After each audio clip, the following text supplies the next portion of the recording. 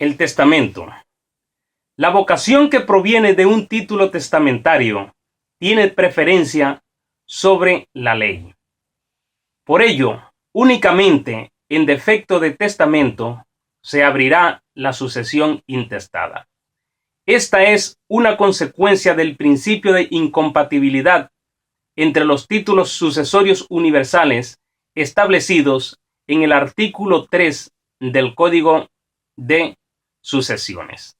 El testamento no podrá regular la sucesión a título de heredero universal cuando se haya otorgado un heredamiento. Capacidad para testar.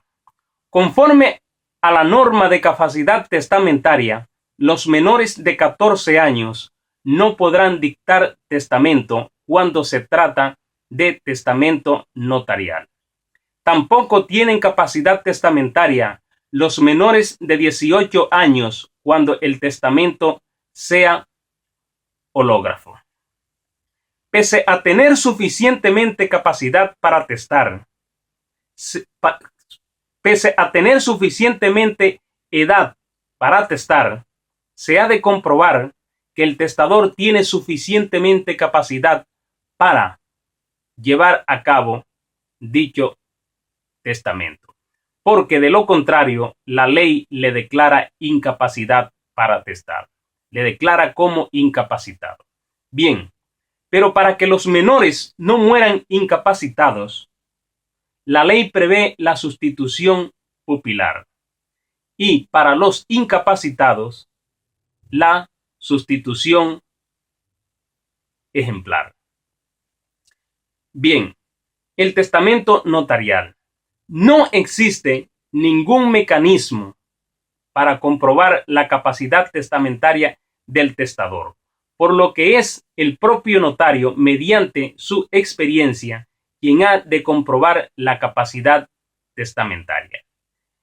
El notario ha de identificar también al testador en el momento de hacer el testamento.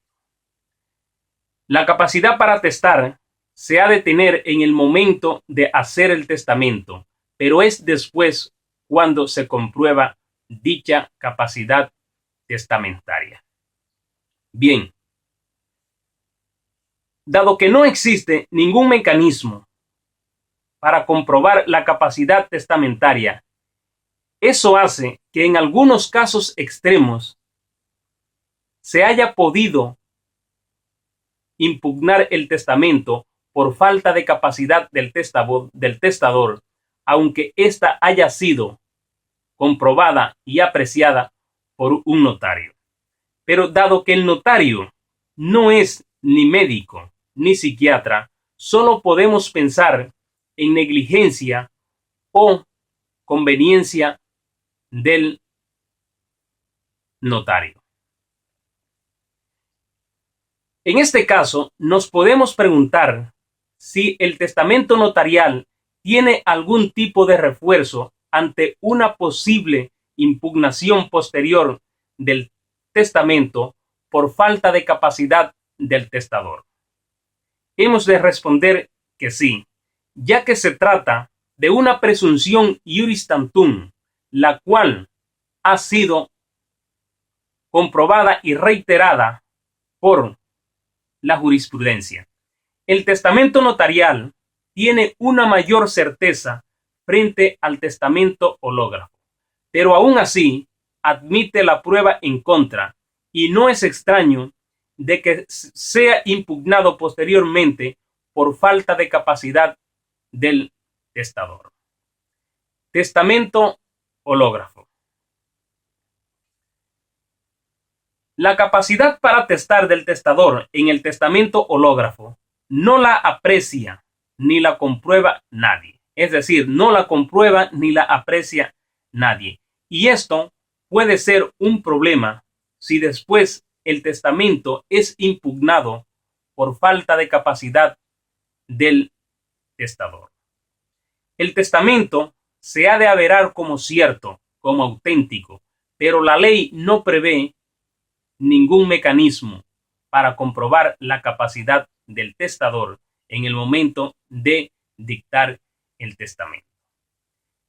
Para concluir el testamento hológrafo, hemos de decir que el testamento hológrafo es un documento manuscrito hecho por el propio causante, que aún así, aún no siendo comprobado y reiterado por un notario, tiene la misma validez que un testamento notarial. Es decir, tiene la misma importancia, aunque como hemos dicho antes, el testamento notarial tiene una mayor certeza porque ha sido comprobado y reiterado por un profesional del derecho. Pero hemos de dejar claro que el testamento hológrafo es tan importante como el testamento notarial. Los testimonios. Los testimonios nos pueden servir en los testamentos especiales para suplir la falta de capacidad del testador, pero en ningún momento para comprobar y apreciar la capacidad del testador.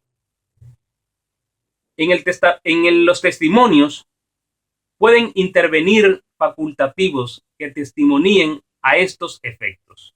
Aún así, hemos de dejar claro que los testimonios no son necesarios ni en el testamento notarial ni en el testamento hológrafo. La sustitución vulgar. La sustitución vulgar opera en caso de premoriencia del heredero con respecto a su causante. El derecho de sustitución vulgar tiene el mismo efecto que la representación, pero hemos de tener claro que la sustitución vulgar no opera legalmente, sino que se interpreta de manera extensiva y la misma ha de haber sido prevista en el mismo testamento por su causante. Si la persona muere sin haber aceptado o repudiado la herencia o por causa de indignidad, dichos derechos serán transmitidos a sus descendientes siempre que haya una cláusula prevista en el mismo testamento por el causante, que si sucede algunas de estas causas antes mencionadas, los hijos de la persona premuerta, indigna o repudiada pasen a ocupar su lugar. Bien, el fideicomiso. El fideicomiso no es más que una obligación que pesa sobre la persona instituida heredera de hacer tránsito de los bienes recibidos por parte de su causante en favor de una u otras personas en un momento dado o ante unas circunstancias previstas por el propio causante en su sucesión. Es decir, no es más que una sucesión sucesiva de herederos. Aquí, el plazo no es más que la muerte de la persona instituida heredera y no pasa con la premoriencia. Bien, para que la institución fideicomisaria se cumpla, la persona ha de haber nacido. De lo contrario, la persona instituida heredera puede disponer de los bienes con total libertad. Por ejemplo, si María, instituida heredera, concurre con hijos en el que los hijos en que se ha de transmitir los bienes a esos hijos, pero en el caso de que María no tenga hijo, dicha condición de fideicomiso no se cumple por inexistencia y doña María deviene heredera universal, pudiendo disponer de los bienes con total libertad. El fideicomiso solo se transmite hasta la segunda generación, es decir, hasta los nietos y sobrinos del causante. Para que se cumpla el fideicomiso, como hemos dicho antes, se han de cumplir las condiciones de que el fideicomisario ha de haber nacido para que se pueda cumplir. De lo contrario, será revocado por inexistencia.